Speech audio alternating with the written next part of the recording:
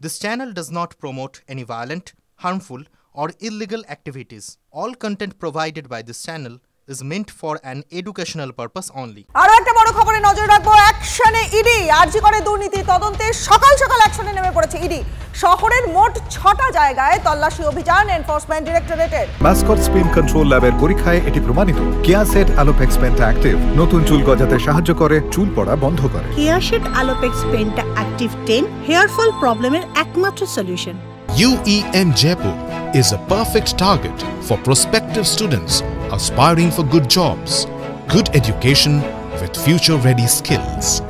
তৃণমূলের চিকিৎসক নেতা সুদীপ্ত রায় তার উত্তর কলকাতার বাড়ি এবং নার্সিংহোম দুই জায়গাতে তল্লাশি চলছে। পাশাপাশি বালিগঞ্জ সার্কুলার রোডের এক ওষুধ ব্যবসায়ীর বাড়িতে হানা ইডির। বৃহস্পতিবার বিটি রোডের পাশে শ্রীরামপুরের তৃণমূল বিধায়ক সুদীপ্ত রায়ের বাড়িতে হানা দিয়েছিল সিবিআই।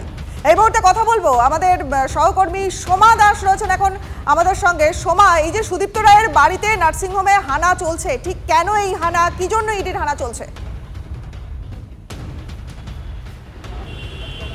দেখো, 2 ঘন্টা সময় অতিক্রান্ত হয়ে গেছে। ইডি তদন্তকারী আধিকারিকেরা তারা কিন্তু সুদীপ্ত রায়ের বাড়ি এবং নার্সিংহোম অর্থাৎ বাড়ির সংলগ্ন এলাকাতেই নার্সিংহোম রয়েছে, সেখানে তারা তল্লাশি অভিযান চালাচ্ছে।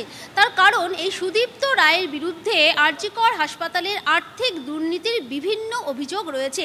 ইতিমধ্যেই আমরা জানি যে আরজিকর হাসপাতালের প্রাক্তন অধ্যক্ষ সন্দীপ ঘোষকে গ্রেপ্তার করা হয়েছে, সিবিআই গ্রেপ্তার করছে এবং তাকে জিজ্ঞাসাবাদ করে বেশ কিছু তথ্য সামনে এসছে যেটা এই আরজিকর হাসপাতালের আর্থিক দুর্নীতির সাথে যুক্ত।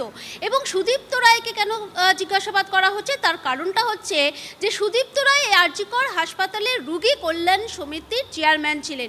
সন্দীপ ঘোষের বিরুদ্ধে যে সমস্ত আর্থিক দুর্নীতির অভিযোগ রয়েছে, তিনি সেই সময়কালে দাঁড়িয়ে এই সমস্ত আর্থিক দুর্নীতি করেছেন বলে অভিযোগ। সেই সময় কিন্তু এই রোগী কল্যাণ সমিতির চেয়ারম্যান সুদীপ্ত রায় ছিলেন। তিনি কি কিছু জানতেন না? তার কাছে কি কোনো অভিযোগ আসেনি, বা অভিযোগ এলেও তিনি কি ব্যবস্থা নিয়েছেন? এবং এই যে আর্থিক দুর্নীতি, সেই দুর্নীতি থেকে সুদীপ্ত রায় তিনি কি কোনোভাবে আর্থিকভাবে লাভবান হয়েছেন?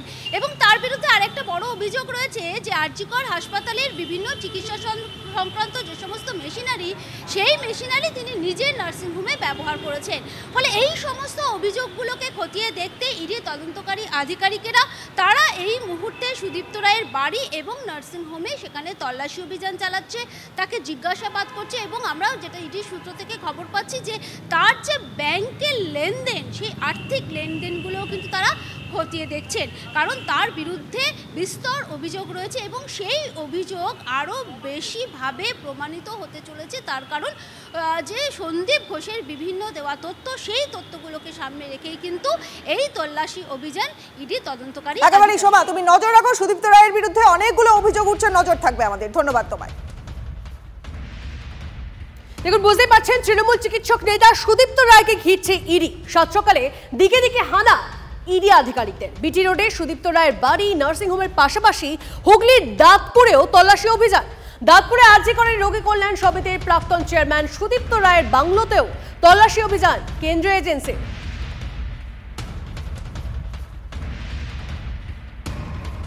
পাশাপাশি আরজিকর মেডিকেল কলেজে মেডিকেল সামগ্রী সরবরাহকারী সন্দীপ জৈন, তার বাড়িতেও তল্লাশি চলছে। অভিযোগ উঠছে যে সেখান থেকে কমিশন পেতেন সন্দীপ ঘোষ, আর সেই তদন্তেই বালিগঞ্জ সার্কুলার রোডে তার বাড়ি এবং অফিসে তল্লাশিতে ইডি।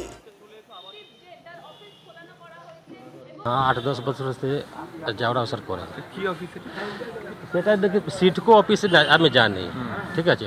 আর কি হয় কি না সেটা আমি বলতে পারি না, আমি জানি না। আমি বিল্ডিংয়ে জানি। আর সন্দীপ জৈন কি এখানে থাকে? না, থাকে না এখানে, শুধু অফিস আছে। শুধু অফিস আছে। কখন আসতো? এই 11, 11:30, 12 একটা সময় আসেন। আরজিকর মেডিকেল কলেজে দুর্নীতি মামলায় তেড়ে ফুড়ে তদন্তে এনফোর্সমেন্ট ডিরেক্টরেট। সাত সকালে একেবারে চলে এসেছে ইডি বালিগঞ্জ সার্কুলার রোডে SYTC 3 ইয়ার্স ট্রেডিং কোম্পানিতে। এবং এই 3 ইয়ার্স ট্রেডিং কোম্পানি, যেটা জানা যাচ্ছে সন্দীপ জৈনের। সন্দীপ জৈন আরজিকর মেডিকেল কলেজে মেডিকেল ইকুইপমেন্ট সাপ্লাই করত এবং সেখান থেকে মোটা টাকার কাটমানি যেত সন্দীপ ঘোষের কাছে, তেমনটাই অভিযোগ। তাই একেবারে সাত সকালে সন্দীপ জৈনকে নিয়ে তার অফিস তল্লাশি করছে এনফোর্সমেন্ট ডিরেক্টরেট এবং তার সাথে সাথে সন্দীপ জৈন এখানে কতদিন ধরে আছেন সে বিষয়ে তথ্য সংগ্রহ করা, একেবারে কেন্দ্রীয় সুরক্ষা বাহিনী নিয়ে এসে তদন্ত চালিয়ে যাচ্ছে এনফোর্সমেন্ট ডিরেক্টরেট। কেন্দ্রীয় তদন্তকারী সংস্থা বারবার তেড়ে ফুড়ে নেমেছে আরজিকর মেডিকেল কলেজ দুর্নীতি মামলায়। সেখানে সাত সকালে সন্দীপ জৈনকেও জিজ্ঞাসাবাদ করা হচ্ছে, তেমনটাই আমরা সূত্র মারফত জানতে পারছি। নিঃসন্দেহে সন্দীপ জৈনকে জেরা করে সন্দীপ ঘোষের এই কালো কারবারের অভিযোগ সম্পর্কে সারবত্তা জানতে পারবে এনফোর্সমেন্ট ডিরেক্টরেট। তার জন্যই এই মুহূর্তে তল্লাশি চলছে সন্দীপ জৈনের অফিসে। ক্যামেরায় পিকুর সঙ্গে সুমন, টিভি 9 বাংলা, কলকাতা।